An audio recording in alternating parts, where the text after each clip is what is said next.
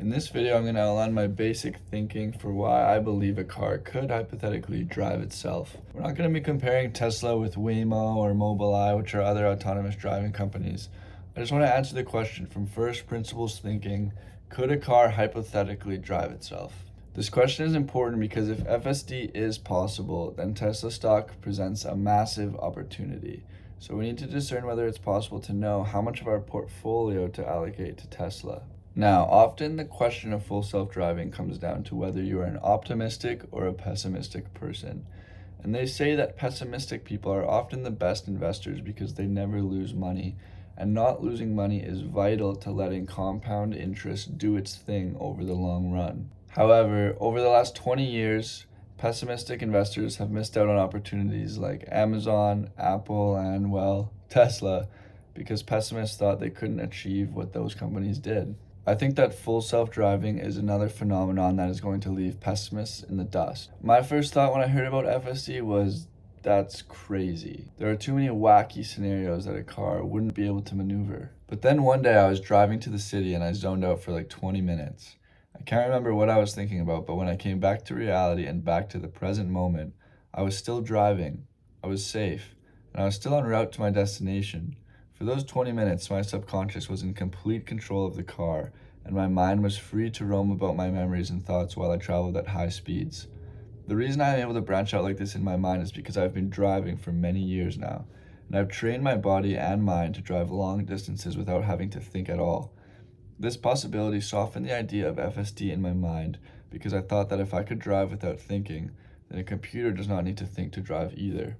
After this, FSD seemed even more possible when I read about people who sleepwalked, and in their sleepwalking, they would go into the garage, grab the keys, and drive somewhere, all while being asleep.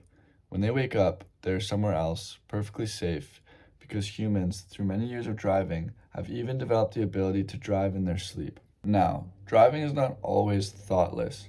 Sometimes there are scenarios in which general intelligence is required to proceed on your route. A moose might come out into the middle of the road, or an ambulance might run through a red light.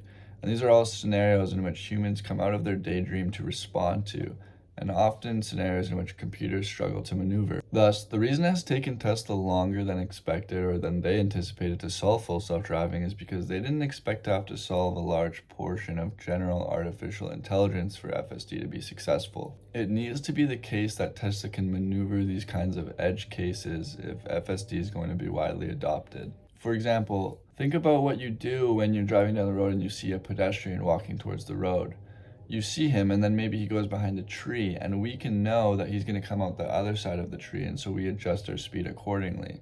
But to teach a computer to know that that human is going to come out the other side of the tree onto the road is very difficult, and that's a big part of solving FSD. As it stands, full self-driving is already on pace to become safer than human drivers because a Tesla has cameras pointing in every direction.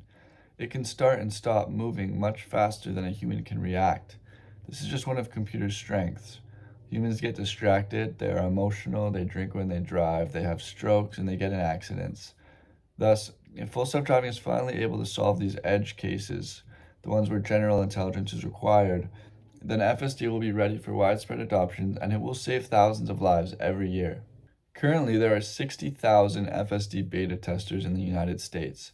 Every time the vehicle encounters a situation it cannot maneuver, the beta tester presses a button and the moment is recorded and sent to Tesla's FSD team. This is Tesla's approach to acquiring high-quality data that they can use to train FSD to maneuver difficult situations. I like this approach because of the same way humans learn. We need to encounter difficult situations in order to learn how to maneuver them. Ultimately, however, the reason I think Tesla FSD is going to be successful is not because they're going to make their cars as intelligent as humans. I think it's because as FSD adoption increases, less edge cases will appear. With less human drivers on roads, there's not going to be as many unpredictable events, which will lower the amount of edge cases occurring. This is going to allow police officers or traffic controllers to shift their focus from catching speeders or drunk drivers to mitigating edge cases. Imagine having like designated traffic control agents whose sole job is to respond to robotaxis that have become idle due to some edge case. So they show up on the scene and they try to let traffic flow again by getting rid of whatever is confusing the robotaxis. As FSD adoption increases, cities will be able to transform roads to adhere to this new type of driver. The fact that FSD has been operating under an infrastructure that was designed for humans is very impressive considering the level of driving FSD has already achieved. And if you have not seen where FSD is at in its ability, you should go watch Dirty Tesla's channel. He records himself using the FSD beta, and you get to see exactly where it's at in its software advancements. To conclude, the fact that I can drive thoughtlessly, that roads are going to become more predictable over time, and that traffic control forces can convert their energies to preventing edge cases, I do believe that robotaxis are a real possibility. Therefore, with Tesla trading currently at a 900 billion market cap and a price to earnings ratio of 177, which is going to compress very fast considering Tesla's hardware business is growing at a 50% annual rate. Tesla's current price of $860 is a fair value just for their car sales alone. There are currently no analysts on Wall Street that are currently factoring in the potential of FSD into their price targets, and most price targets are still above Tesla's current price of $860.